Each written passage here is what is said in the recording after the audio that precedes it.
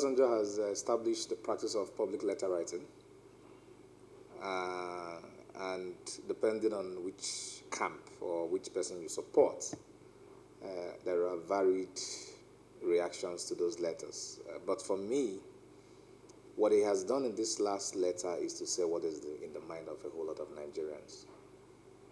Keep in mind that Chief Anyoko, who was a former Secretary General of the Commonwealth, has also come out to make similar statements that the nation is actually falling apart.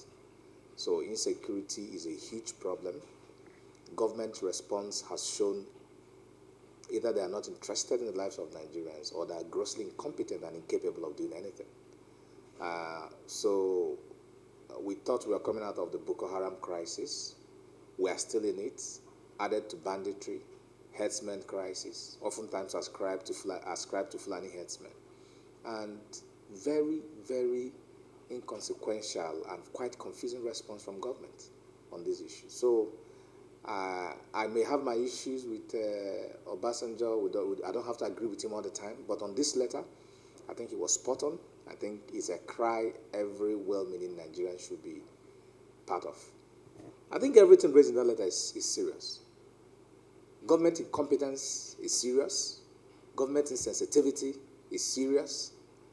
The rapidly fracturing social fiber of Nigeria is a serious issue, because what happens is that when the state cannot provide security, when the state fails to perform its function, human being by instinct, by nature, is programmed to preserve him or herself. So, if the government is not doing it, people are going to be doing it. And you can imagine where everybody's getting arms to protect themselves. It's a situation of anarchy. So, every part of that letter is important. I can't, grade them. They're all important. And the message is very clear. If government doesn't provide leadership, this country as we know it will fall apart. It's as simple as that.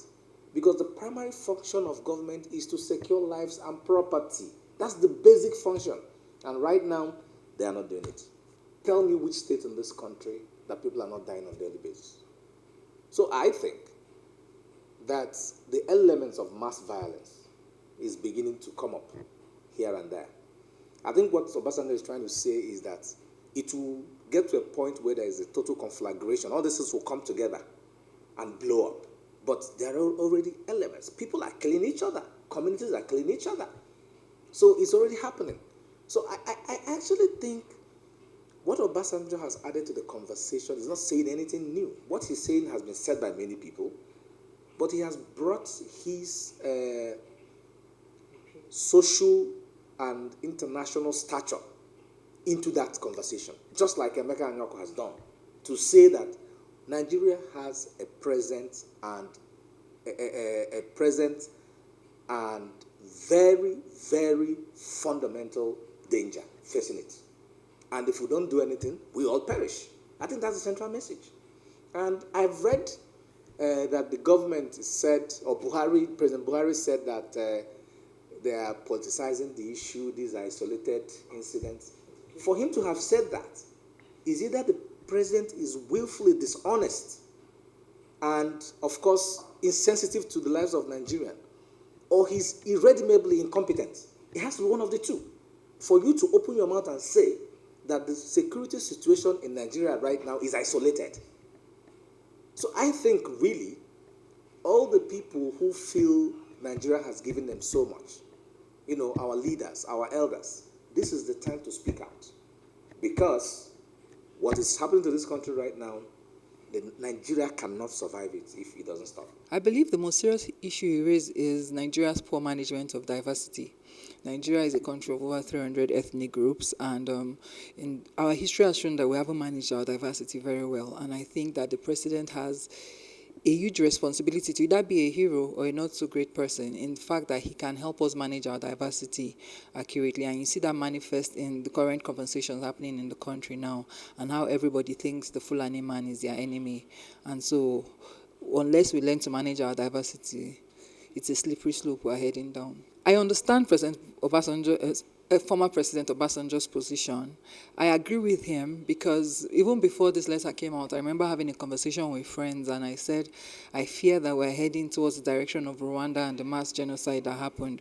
Why? Because we find this a hate happening now, and we find that they are killing non-Muslims, they are killing non-Fulanis, and it's easy to say it's an ethnic and it's a religious war, and people are starting to be wary of their neighbors. In recently, I saw a newspaper publication saying that the Northern Elders Forum leader had asked that Fulanis come back to the north. That is scary, where people are afraid of staying in a country as diverse as Nigeria. Another ethnic group is moving towards home for fear of being killed. It's something that is worrisome. And yes, I do understand former President Obasanjo's position, and yet I do see where he's coming from. And yes, I agree with him that this violence and insecurity needs to be addressed immediately.